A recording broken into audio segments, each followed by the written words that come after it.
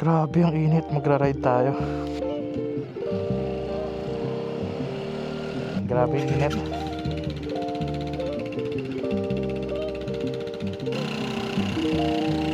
Premium, sabihin mo. Premium.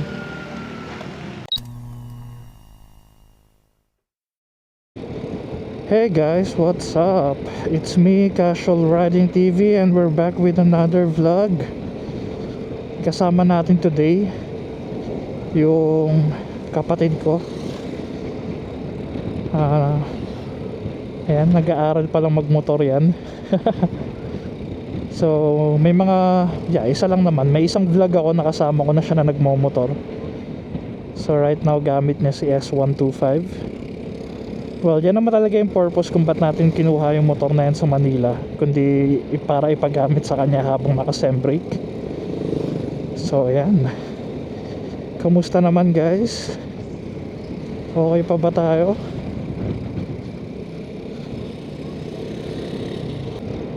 So wag nating kalimutan kamustahin yung mga kaibigan natin, no? Mga family member, pinsan, kapatid, magulang. Yeah. Kahit simpleng text message lang, asking how are you doing, or kumusta, ano ginagawa mo. Much better, di ba? Yayain natin mag-hangout. Like kahit out of the blue, bigla ka na magme-message na nagyayaya ka magkape or manood ng sine, maglakad-lakad sa mall, di ba? Because you know, we all we have our own secret battles, no, na pinagdadaanan everyday. Never hesitate to reach out sa mga kaibigan natin, mga mahal sa buhay, mga tao importante sa atin, kasi we'll never know when's gonna be the last time na magagawa natin yun sa kanila.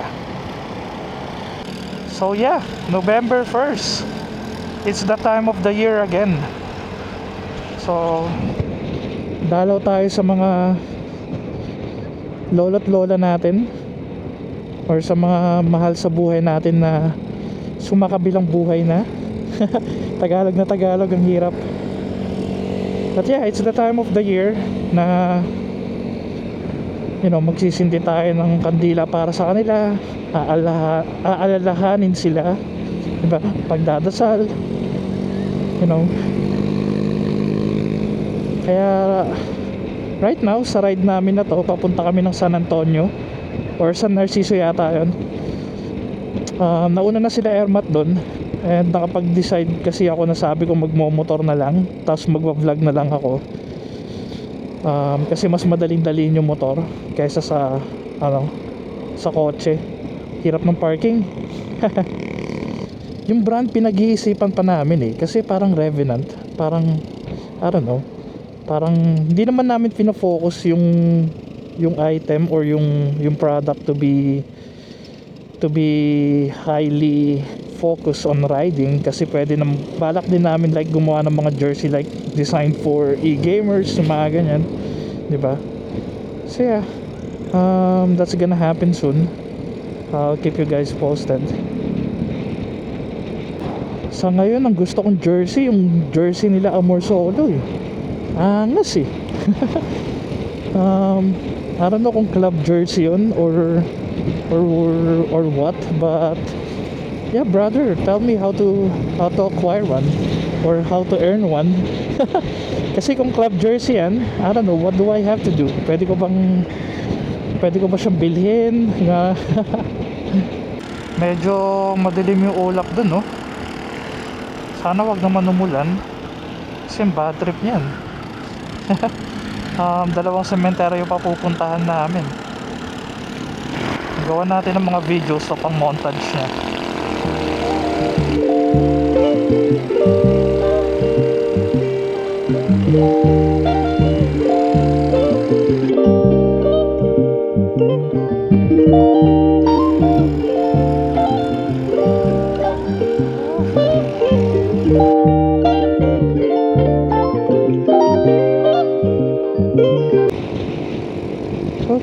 so malapit na tayo sa sementeryo. Kailangan yata unahan ko na to, baka maligaw siya eh. So November 1st is parang nag ano yun, no, sa kultura natin mga Pilipino. Ano siya, no, naging family reunion, di ba? Tapos nung mga panahon namin, like nung high school, parang ano din eh, parang yeah, I don't know kung for sure yung mga kaedad ko, yung mga millennials dyan, mga batang 90s, makaka-relate yan. Yung pagpupunta kayo sa sementeryo, tapos pupuntahan nyo kung nasan yung mga barkada nyo, di ba? Yung ganon. Tapos makikikain, yung mga crush nyo, pupuntahan nyo. Kasi naka-school break yun eh. School break tayo kapag ano, di ba? Kapag magpipiestang patay. So yeah, and hindi rin maiiwasan yung mga napapaaway habang nasa sementeryo. Meron akong barkada na ganyan. Nasapak siya habang naglalakad kami sa sementeryo. So yeah, up until now pinagkikwentuhan namin yun pag nag-gathering kami, mga ganyan. So yeah, it's nice to look back kung paano tayo nung 90s.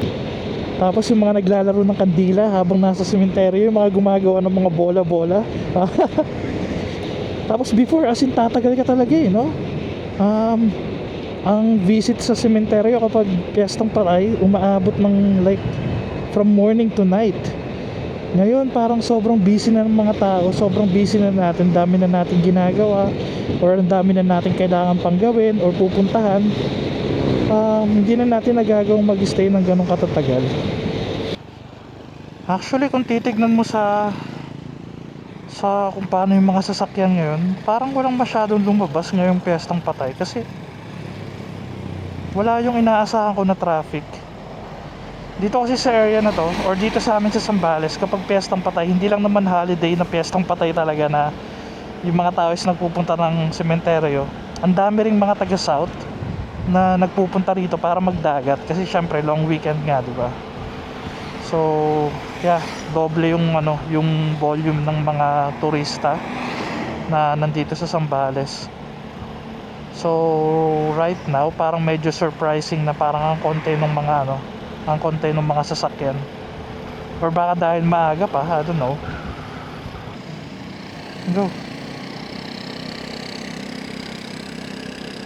Okay, so ito na nga yung sementeryo. See what I'm talking about? Ang konti ng tao.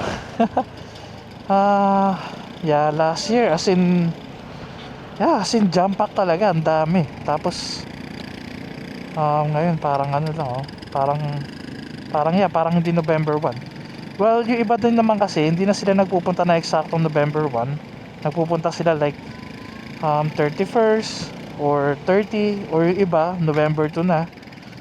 Kasi yung mga umiiwas sa traffic.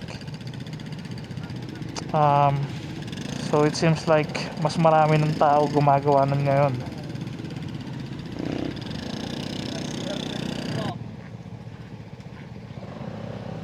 So pay parking.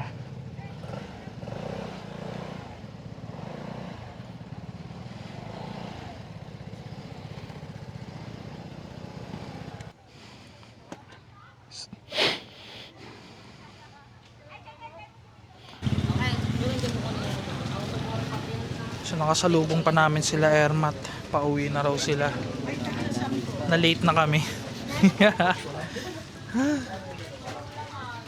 Lakad tayo. Sana naalala mo ba kung paano? Alam ko din dulo eh. Alam ko dapat gilid, di ba? Sa right side. Yeah, parang right side. Ito tayo daan. Nakikiraan po. Tabi-tabi po. Wala silang dinalang biko. Walang biko this year.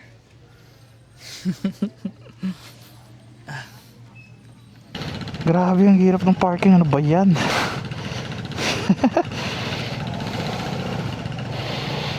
Dumadami na rin yung tao, no? One way lang po. One way. Okay.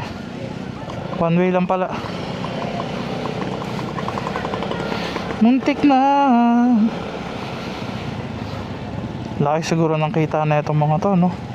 Bumili ako ng tubig, parang konti na lang, triple yung presyo eh. Ang cute ng bus nila oh. Victory Liner tapos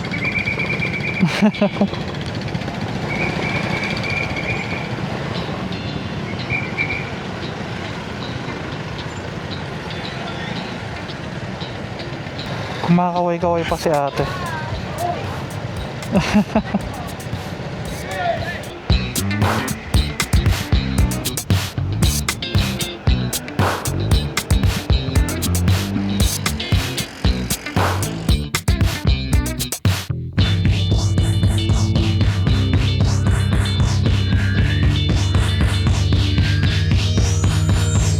This one? Yes, ito nga. Ito. Ang cute na ito guys, no? Ito yung gusto kong ano eh. Ganito yung gusto kong kapihan eh. Galing. Bukas na kaya sila? Okay na, bukas na.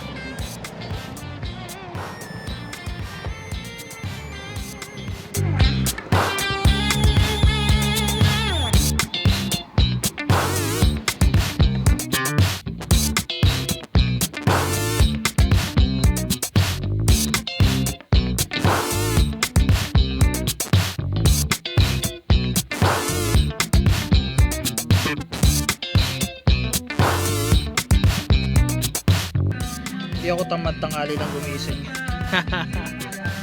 Diyos ko. Kasi ito yung strawberry milk ni Iko. Yeah, nakita ko to sa Facebook eh. Mukha siya talagang masarap. So sabi ko gusto ko talagang matry.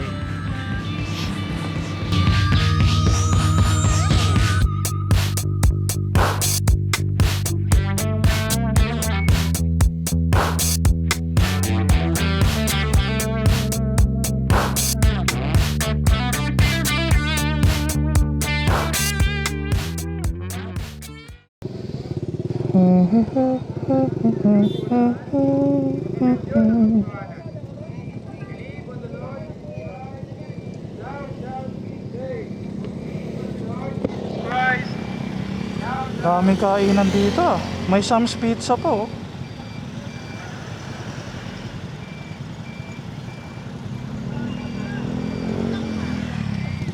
Isa go. Tapos yung isa naman pinapa-stop niya. So hindi sila nagkakaintindihan.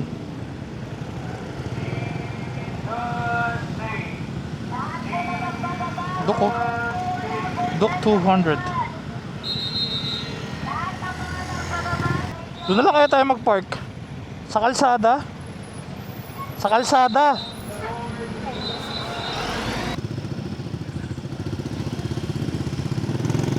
Magandang hapon po ulit sa inyo lahat. Kami po ay nandito para ibahagi po ang salita ng Diyos na namuhanan tungkol. Gulo talaga ng parking dito. Ah, grabe.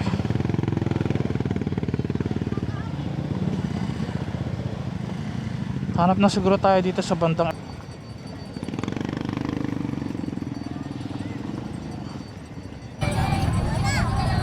Alright, packing up now. Pauwi na tayo. Dami biglang tao. Oh, may nagpapalit. Ay hindi, kala ko drone. May lumilipad na kurumi. Oh, ang daming sasakyan. Yeah, let's go home. May lakad pa tayo after this. Meron tayong tropa na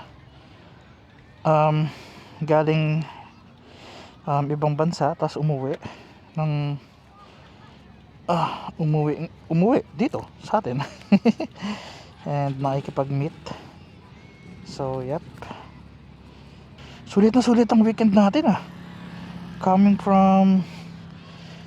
from a hectic and stressful 2 weeks. Aray ko. Ang hirap ng kalsada, parang hinihigop pababa. Ang ingay pa ng motor ni Iko. Nakakahiya din pala pag naka-muffler. Tara dito.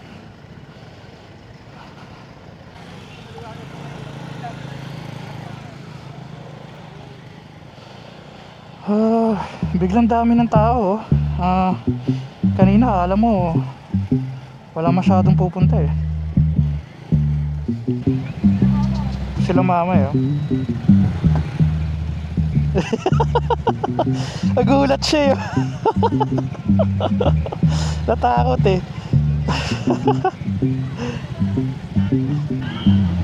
Okay, so that's a wrap na para sa piyestang patay ng taong ito 2025. So next year again. Napaka-chaotic ng kalsada. Well, ganito naman every year. Ganun talaga. Ayan, nagagalit na si ate. Ang kukulit daw ng mga tao. So yeah, end na natin yung vlog natin dito guys. Pauwi na tayo. Malapit lang to sa bahay eh.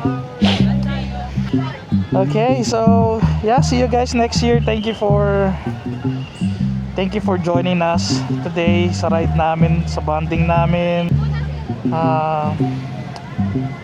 Okay, so yeah, end na natin yung vlog natin dito. Grabe, sobrang haba na naman na outro ko. Ride safe and stay safe guys. And yeah, see you on our next vlog. Bye. Ginagawa mo. Pinaglalaroan yung high and low. Baliw. Kabi. Kabi. Kabi.